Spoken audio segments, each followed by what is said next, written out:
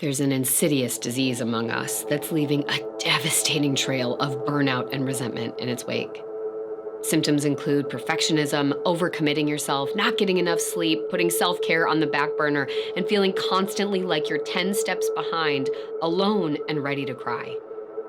It's lurked silently in the shadows for decades, and it's time that we do something about it.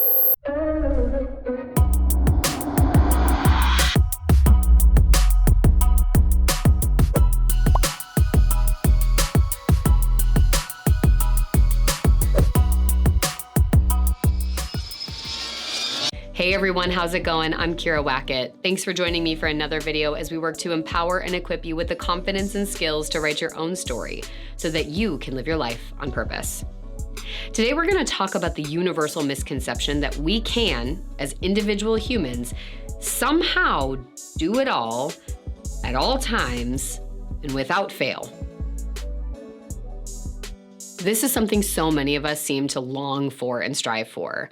How can I do more, be more, take more on? But the question isn't, can you do it all? But rather, do you want to? And at what cost?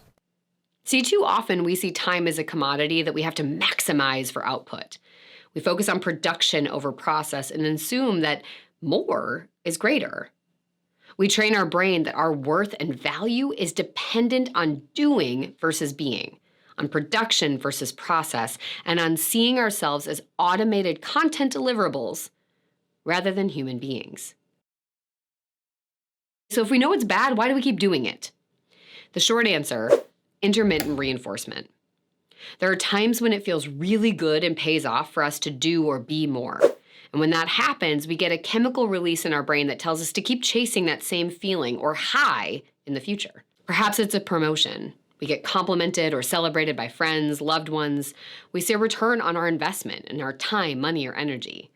Even if short-lived, those returns can create a hard wiring or thought pattern in our brain, keeping us in the chase to feel that sense of heightened connection, worth, and value in the future. And this isn't just a you problem. This is an issue facing much of the world, and especially our culture in the US.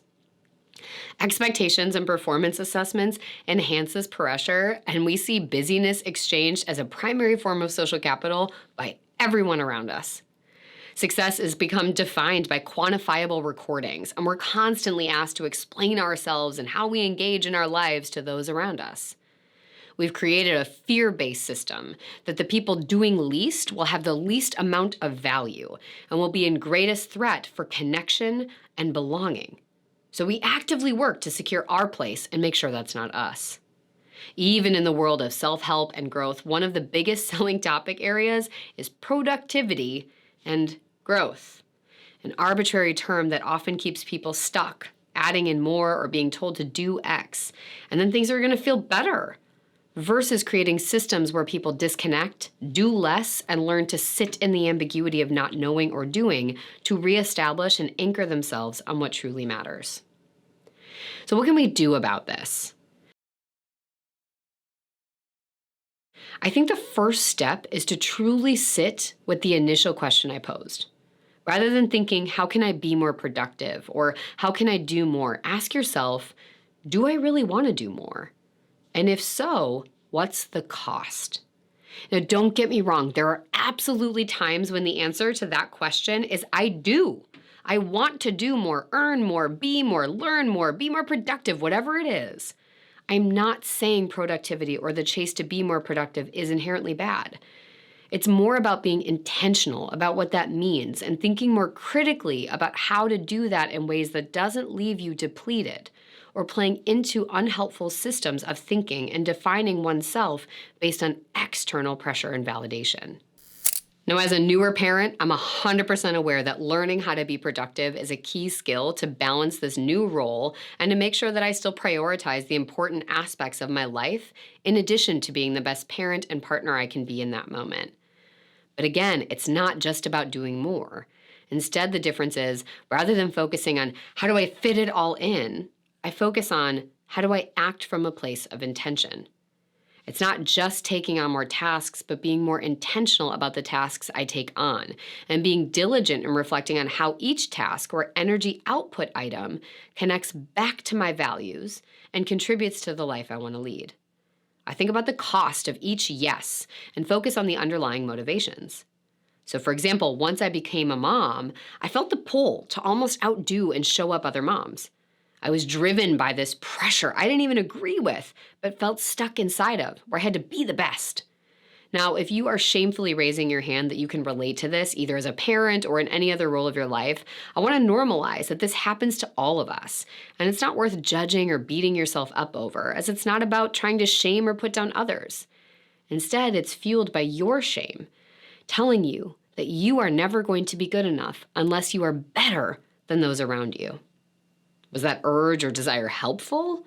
Absolutely not. But pretending it wasn't there didn't serve me. Instead, I had to check in with myself and go deeper. Why did I feel that way? What pulled me there? And did it serve me to use that as fuel for how I was showing up in the world or the expectations I was putting on myself? Obviously, you can see the lead up here is all pointing in the direction of no. And so the more I could hold space for that, even in this incredibly exhausting state as a very new mom especially, the more I could clarify that I didn't need to do more or be better.